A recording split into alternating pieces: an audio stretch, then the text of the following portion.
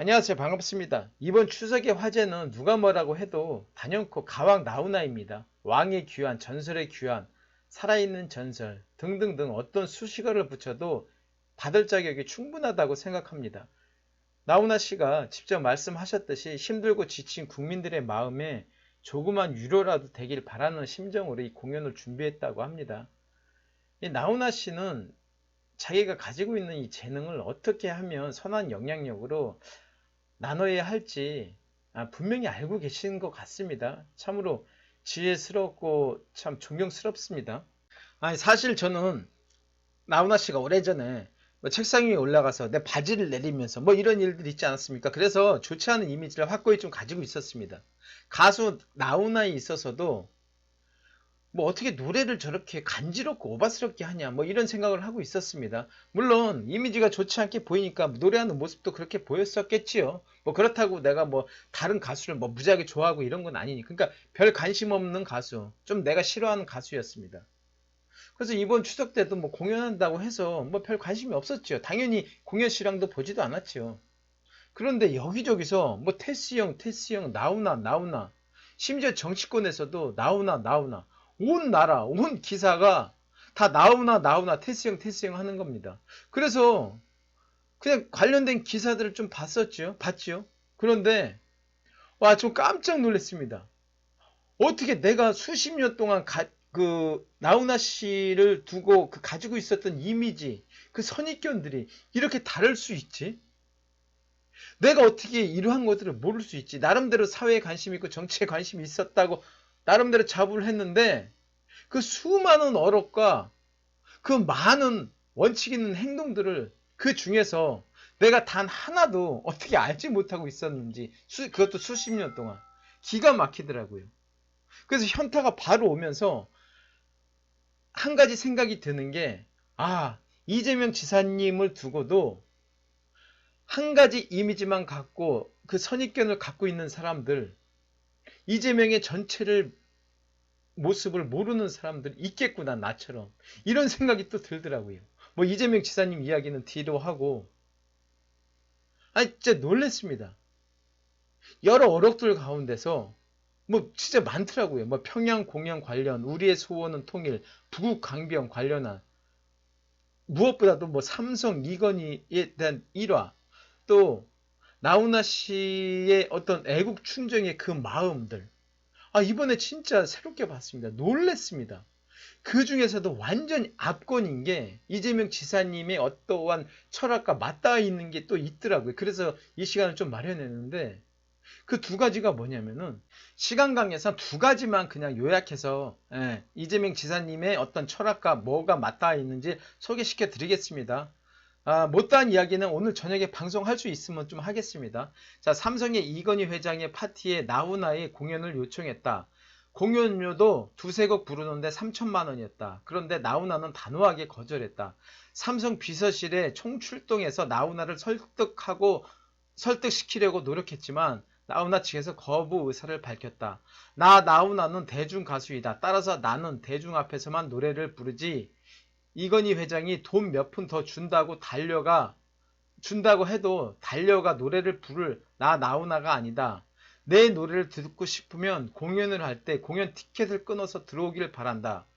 삼성에서 초청한 연예인이 그 초청을 거부한 사례는 전무후무하다. 자, 삼성을 생각한다. 책을 펴낸 김용철 변호사는 이를 두고 나훈아를 제일 존경하게 됐다. 뭐 이런 이야기를 있습니다. 여러분, 삼성을 생각한다. 이 저자 김용철 변호사는 이 책 펴냈을 때 그때도 온 나라가 뒤집어졌었죠. 이거 삼성 고발용 이 책이었습니다. 그러니까 얼마나 이 김용철 씨가 이런 사례를 보도 듣도 못했으니까 얼마나 놀라웠으면 이런 것을 소개했겠습니까?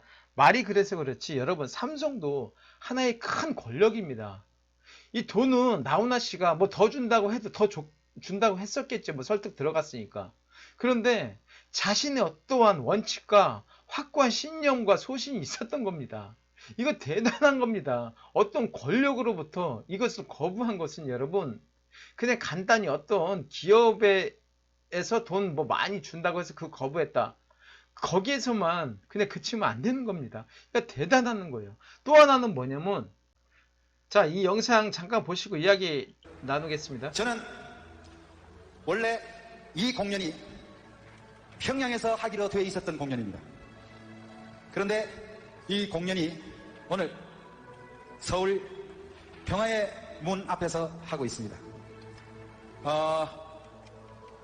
이런저런 얘기를 다 할 수는 없습니다만 저는 이렇게 생각합니다. 이 공연이 누구의 제재를 받고 누가 이래저래 저래를 하는 간섭을 받고는 이런 공연은 절대 하기가 힘듭니다. 그래서 저는 간섭을 받기보다는 서울에서 공연을 하는 걸로 결정을 했습니다. 참, 여러분, 진짜 대단합니다. 이러기 진짜 쉽지 않습니다. 또 정부로부터 이제 이런 요구가 있었겠고, 그런데, 자기는 어떤 검열과 간섭과 제재를 받기 싫다. 그러니까 뚜렷한 자기 소신과 원칙이 분명히 있었던 거지요. 참 대단합니다. 이런 거 보면은 진짜 내가 여태까지 수십 년 동안 왜 이런 모습을 발견하지 못했는지 아주 놀랬습니다. 자, 그리고 제가 뒤늦게 나훈아 선생의 이 공연 실황은 다 봤습니다. 2시간 반 동안 정주행하면서 좋은 노래 많더라고요. 여하튼 간에.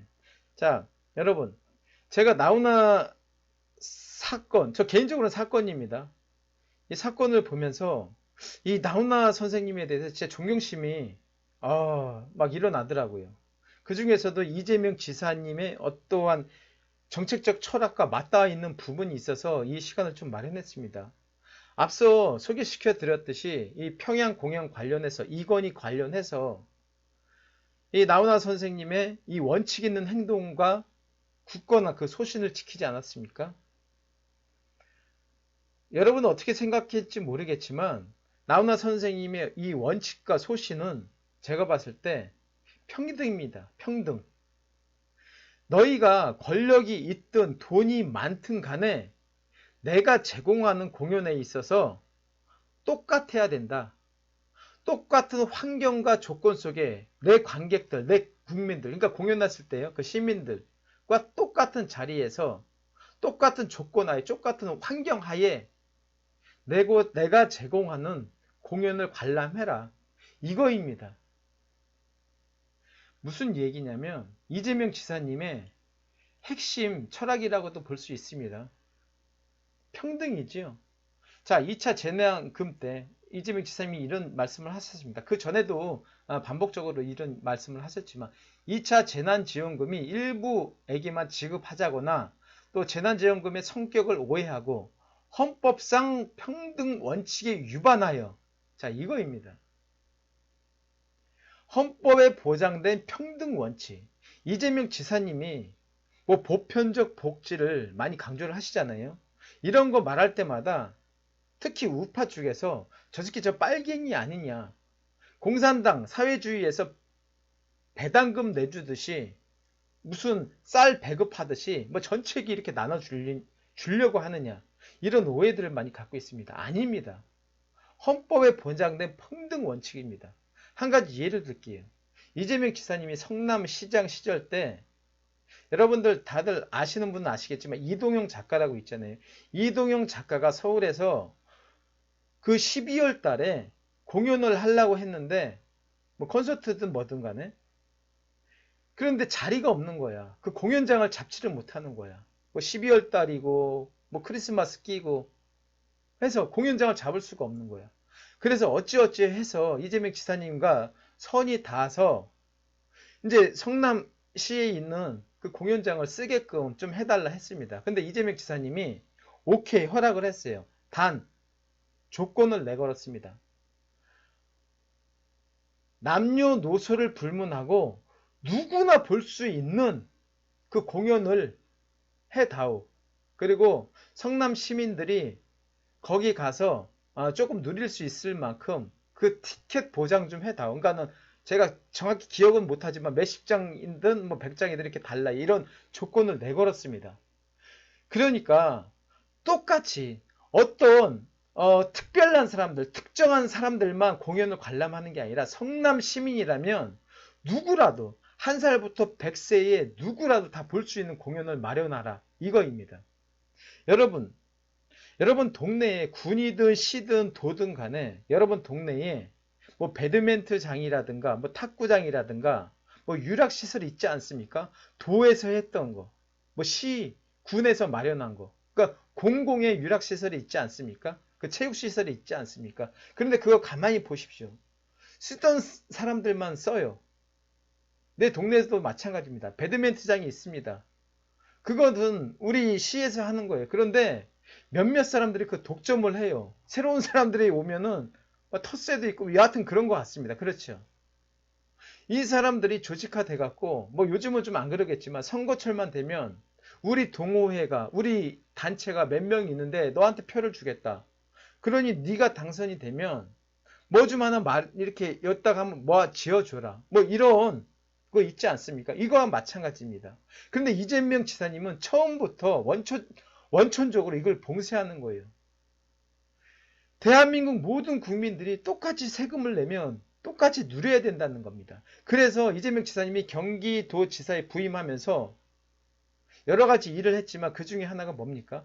경기 북부에 있는 분들을 위해서 여태까지 피해 많이 봤잖아요. 아니 단지 북쪽에 있는 또 북한과 접경지에 있는 그 이유 하나만으로 얼마나 많은 피해를 입었습니까? 그린벨트 다 묶였고 그러니까 거기에 상응하는 혜택을 줘야 된다 해서 지금 북부에 있는 사람들한테 이재명 지사님 지지 많이 받잖아요. 그게 맞는 거지요. 그래서 이재명 지사님이 유독 그러니까 국토 보유세를 도입하자는 게 이거입니다. 여러분 강남이든 그리고 경기도 남부에 있는 사람들이 다른 건 모르겠는데 집이 막 1억에서 2억 오르고 뭐 3억 오르고 몇 년 사이에 5억 오르고 막 이러지 않습니까? 그러면 이게 자기 자신이 잘 돼서 그런 겁니까? 아니잖아요. 국가로부터 도로부터 시로부터 군으로부터 혜택을 받잖아요. 그 근처에 인프라 형성을 했잖아요. 여러분 지하철 하나 놓는 거 그거 하나만으로도 집값이 오르고 내리고 합니다. 근데 경기 북부에 있는 사람들은 그런 혜택을 전혀 받지 못하고 있어요. 똑같은 국민이고 똑같은 세금을 내면서. 그래서 이재명 지사님은 이게 평등 원칙에 어긋난다는 겁니다. 분명히 이거는 헌법에 보장된 법입니다. 이재명 지사님은 늘상 원칙을 지킵니다. 그래서 나훈아 선생님도 제가 이렇게 존경스럽게 바라보는 게 이거입니다. 지위고하를 막론하고 너희들이 돈이 많든 권력이 어마무시하든 간에 내 공연에서는 똑같이 평등 원칙에 입각해서 내 공연을 즐겨라 이거입니다. 자, 제가 시간 관계상 여기서 매듭을 짓고 제가 오늘 저녁에 시간이 나오면 별도로 또 나훈아 선생님 관련해서 이재명 지사님 관련해서 이야기 이어가도록 하겠습니다. 고맙습니다.